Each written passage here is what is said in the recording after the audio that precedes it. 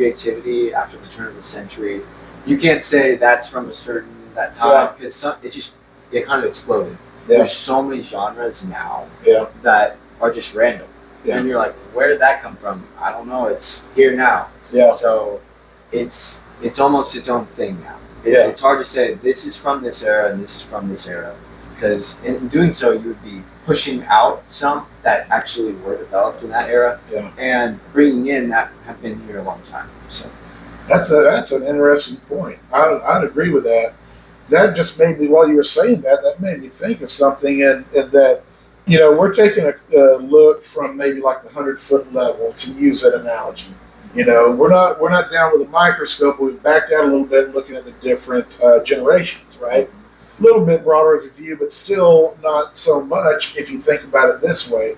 I brought up classical music a little while ago, and classical music spanned at least a century.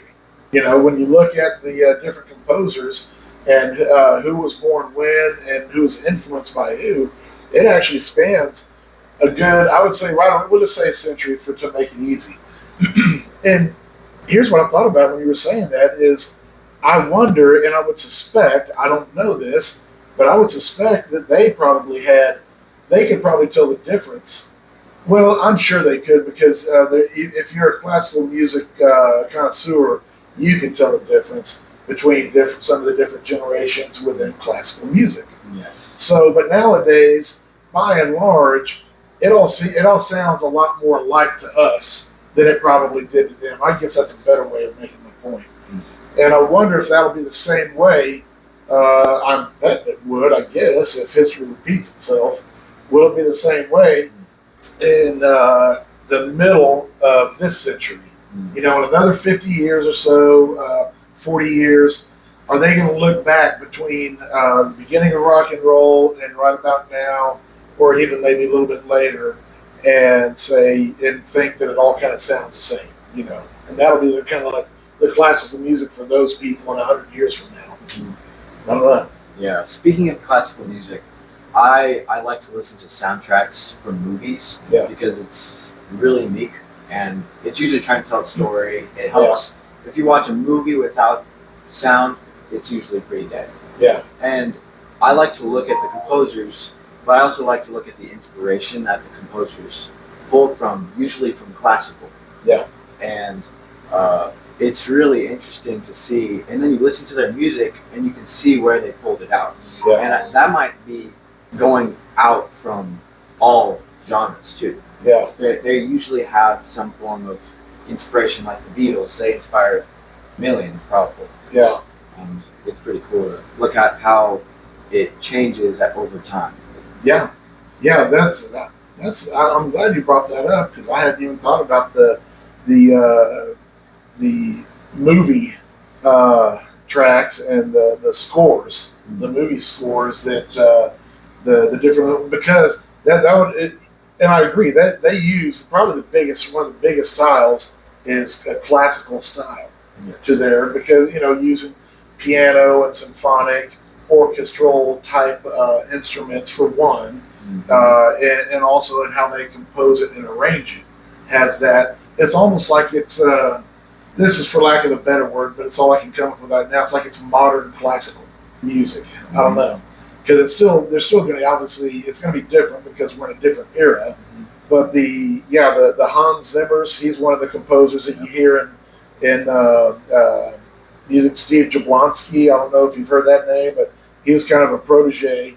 And I think Jablonsky has done a lot of like the Transformer movies. And they Transformer movies are rich in that kind of scored soundtrack in music, I would say if it wasn't for movies to have ever existed, there would be some form of classical music that continues. Because a lot of the people that have that talent of orchestral music, writing music in that form, they would have gone to classical orchestra, but instead they went to movie scores. Yeah. Because they know how to tell a story or bring feeling into the equation, which is without words, which is really neat. Yeah, that's cool. And I love classical music. I like listening to even the old actual classical. I love the scores as well, the modern day scores, but also I like the old classical music. I just do. I don't listen to it as much. I would still say I'll listen to good old Gen X music, and that's what I listen to the most. And it's a mix. If I was to, my playlist is probably 1,000 or more different songs, and it's by and large it's Gen X music, but there's plenty of others. The second most is Baby Boomers, is all the rock and roll that I already mentioned the Beatles. I do have Beach Boys. I have some Elvis. I have some Buddy Holly. I have Rolling Stones. Even they're getting right at the edge of Boomer, and again that line right there is kind of blurred as to so that could be either or. But like a lot of the '60s that kind of got into the '70s, Pink Floyd's and a lot of those. So, but the point is that I like listening to I'll even listen to. There's not as much, but I'll listen. There's some that even still come up today and say, "Hey, that's a good one." And I'll add it to my list. Yeah. So, do you do Spotify, or how do you listen to music? Spotify. Okay. And you have mostly. Oh yeah. Yeah. The streaming has come along so far that and they have so much. There's almost nothing you can't find. Almost. I have to preface it with that because I know somebody will say somebody will find something that's not on there. Yep. So, do you like country? Curious. Do you like any of that? Country, it's interesting. It's like one of those music genres that have like so much feeling that it's almost unhealthy. Yeah. And it almost makes me feel a certain way when I listen to certain songs, but I do like certain country songs. Okay. Because my older brother Ben, he got into a phase for a little bit.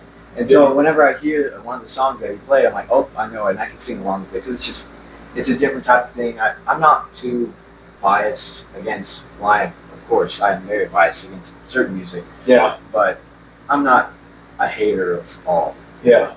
So you're not. It sounds to me like you're not into it, but you don't hate it. Yeah, I don't like listen to it on my phone. Maybe there's like certain songs like what's his name? John Denver. Yeah. Like he has certain things that I like about his music. Kind of a country folksy-ish kind of. I'm not gonna like look up. I don't have like a country playlist. I'm not gonna just listen to country straight. Yeah. Okay. Yeah. I never was into country, but and there, I don't know what it was. There came a point in my life where I started listening to it, and I didn't become like country '1 fan, and it's also a type of country that I've liked. For one, I like the older classic country from back, 50s, 60s, and even into the 70s. But a lot of the modern stuff I'm not as into as much because it's more pop than anything. And I'm not saying that being insulting, but if we're going to be honest, it's kind of pop, and a lot of it's even turned kind of more rap, and it's not the country.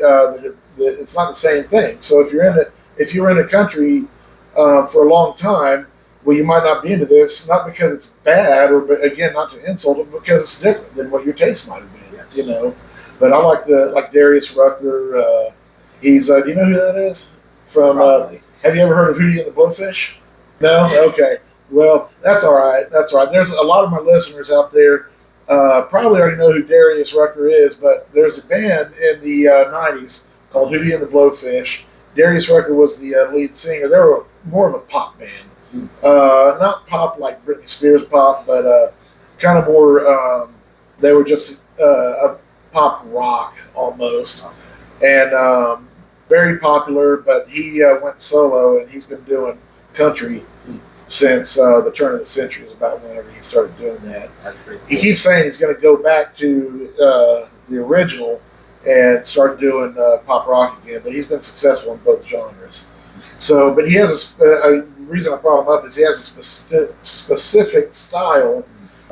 It's kind of like, have you heard of Chris Stapleton? That's all right if you haven't. No. It's for those out there, the Darius, the Chris Stapletons. That's the kind of country I like, and those who know who they are kind of understand that kind of music. It's almost more of the bluesy, kind of rockish. Maybe Chris is kind of gritty a little bit, and that kind of country Yeah. more so than the the rap that some artists are going to, or the pop, that some are. So anyway, what else? Okay, let me do this. Let me ask you this. This just came to mind. We're going to try to have a little bit of fun. Do you know any grunge bands? This is more Not of by a fun name. trivia. Not Okay. by name, but like sometimes my dad will play some grunge. Oh, okay. What is this? But it's interesting. It's usually One or two of my favorite bands are the original grunge. Alice in Chains is one of them, and that's one of the ones that you really. I would have to preface to, I know you already know this, but anyone else is, they are definitely fall in the category of, if you like their artistry, that's fine to enjoy it, but they're definitely not someone to look up to, and for life and things like that. Like so many other artists, unfortunately, especially in the grunge era, the lead singer died of an overdose, and so they had all kinds of issues and problems. So that's what that's one of the talks I've had with my kids is that's just one of many examples of there's so many problems that come with one, fame just to begin with, and two with letting that secular world just become part of who you are, or looking up to that to be something that you follow. And that's why so many of the artists that do that have either overdosed or committed suicide in that whole era. And not even just that era, it goes beyond then. But that kind of speaks to the secularization and the worship of things that aren't God. If that makes sense. yeah. It's kind of tragic. Yeah, it is. And they even, a lot of the music that they're singing about, they're not to. I'm not promoting them, but it's an interesting thing when you look back after someone's died. They're singing about their pain, about their addiction, and they're not glorifying it. Some people think they're glorifying it, and even those who know they're not will still kind of look up to it and think that that's a cool thing. And we know that's a crazy thought to have. That's just a crazy way of looking at that. But a lot of those artists, they are they're expressing the hurt that they have inside, whether it's healthy or not. I don't know. I won't even speak to that. But that's what they're doing, and then it ends up just being too much for them because they're not living in the light. Unfortunately. Mm-hmm.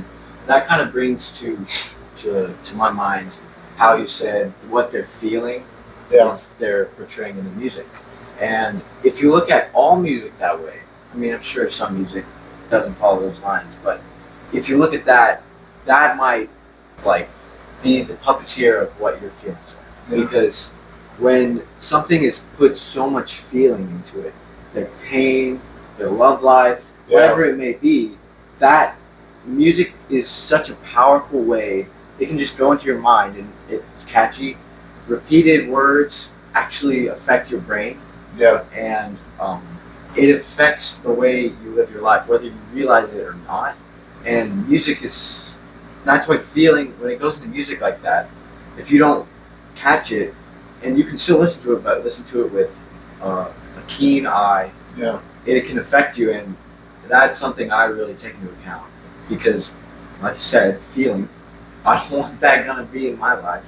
And it might affect choices, which it's crazy to think about how music can affect certain choices in your life, which I don't know. I haven't ever seen that, but I think it could. You really have to guard your heart and your mind. And I'll tell you, here, let me go and say this. This is for you, for anyone else. That goes for every aspect of what we're doing. When we're at work, it may not be music, but there are things that can influence you. There's things that can influence you.